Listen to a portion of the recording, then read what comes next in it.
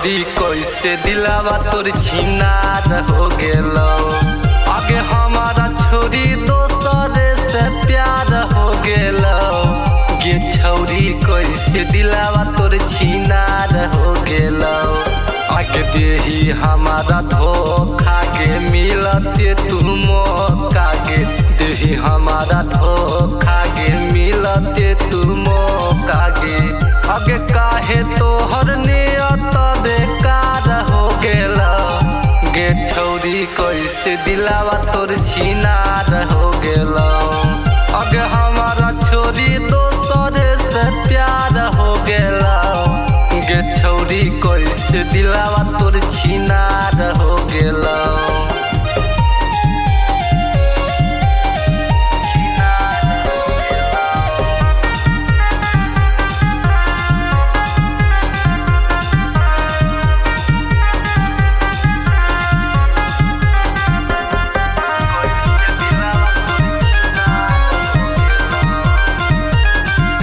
लगलौ तोरा लाज गे छौरी तू कोई धोखे बाज गे छौरी सब खुल गेलौ राज गे छौरी बदनी गेनी तू आज गे छौरी।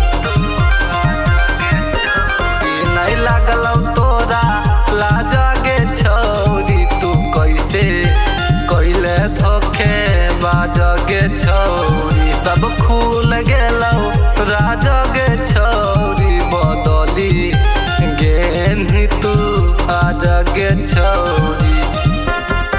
आगे बुझनी नहीं बती आगे कोई तू गलती आगे बुझनी नहीं बती आगे कोई तू गलती नहीं जानो हलियै प्यार से खेलावार हो गेला।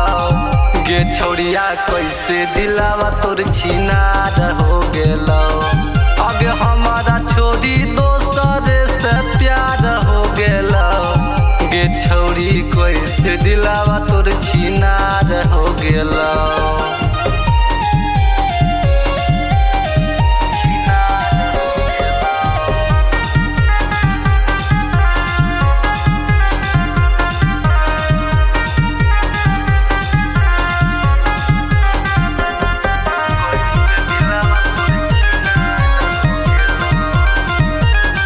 नहीं बुझले हमर फील गे छौरी तोड़ देले हमर दिल गे छौरी।